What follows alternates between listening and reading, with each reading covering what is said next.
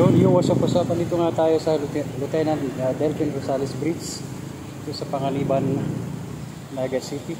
At ito yung magiging starting point natin sa gagawin nating endurance. Tayo nakayan. Ano lang endurance tayo ngayon. Ano lang, purely walking lang tayo. Siguro mga 25 km minimum. Ayan. Siyempre, gamit pa rin ang ating breathable backpack as usual. Ayan. At ang ating hindi mawawala.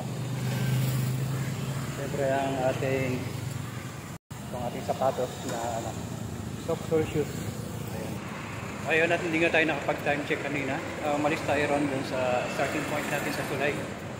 Dito sa Panganiban, around mga 10:30 AM. Subukan natin mag 25 km. So, naipin na natin to. So, tayo preparation for long endurance. So, ngayon, purely purely walking lang tayo. Yan yung nakaraan na 16 km natin. Ayan. Running and jogging and purely walking lang tayo. Ayan.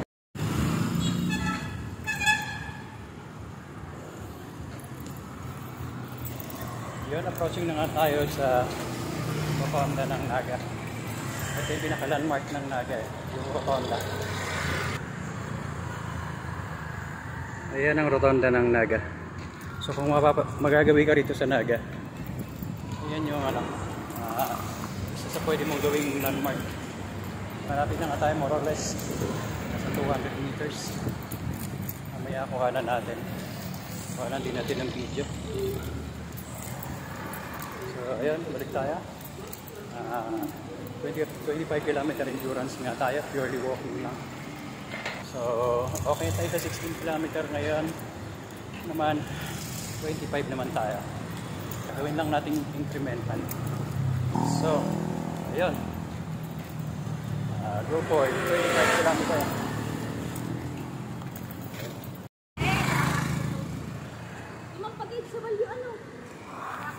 So yun guys, siya nga pala, ano nga pala ngayon, November 1, araw ng mga patay.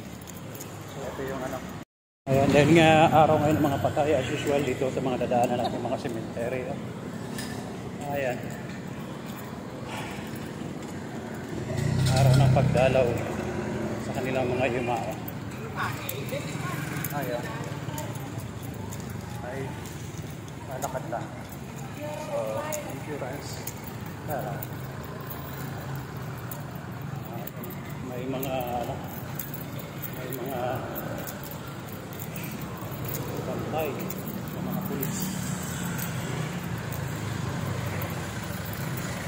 Samantalang tayo ay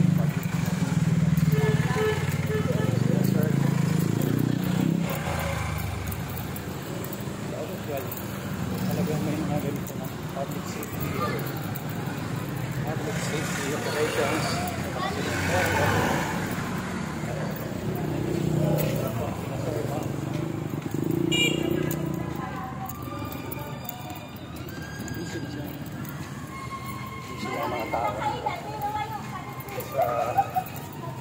Nagdalaw sa kanila mga yumao. Pero may balik din. Ayun, si Madam.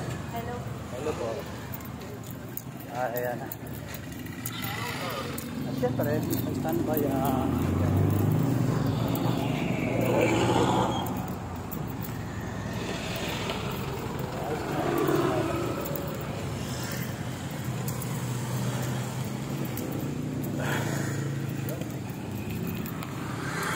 best time or best day para mag-endurance. So nakalagpas na nga tayo ng rotonda ng Naga. Ayan, bili tayo ng salamin. Ayan. So parang maganda eh. Pero itong Oakley, sandali boss, ang pamilya. Oakley. Oakley rin ba itong isa boss? Oakley rin ba itong isa? Ito, Oakley ba ito? Siguro ito na lang. Sa gabi ba boss, alin ang mas maliwanag pag gabi? Ang mga ganito, mas maliwanag yan. Saka dito, pares pa dito kasi rimbo pa yan. So ito na lang kasi pagkagabi maglalakad. Para kita. Mahirap yung malabo sa gabi. Para mamaya. Yun. Tapos nakabili na nga tayo ng sunglass. Ito tayo na sunglass. Marami tayo masilaw. Ito yung pinili natin. Ganda sana yung ano eh. Yung parang colorful lang ano. Kaya lang baka malabo paggabi. So mas better kung maliwanag ng konti yung eyeglass mo. Para siyempre para safe. Kita mo yung daraanan mo. Nga tayo sa harapan ng Camarines Police Provincial Office ng Camarines.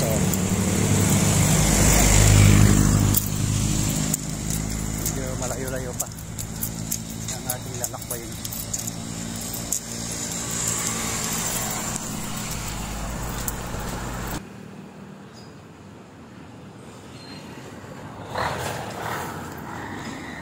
Approaching Liberty Road na tayo.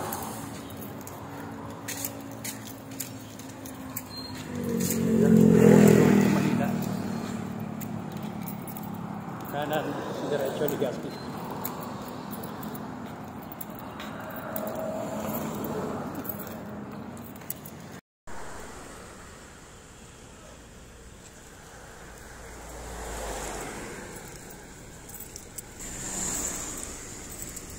Approaching Vista Mall.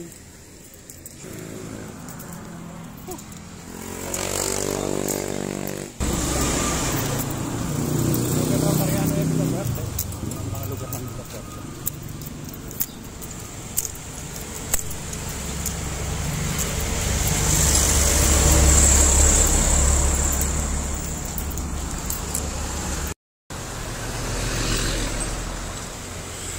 Vista Mall Naga. Natuloy-tuloy nga tayo sa ating 25 km endurance purely walking mga idol. Mula nga tayo doon sa sa Panganiban sa malapit sa sentro. Approaching kilometer 442 P8. Ayan, 8 kilometers pa pala sa boundary ng Pili. So kilometer 442 and 8 kilometer to go para nasa Pili na tayo.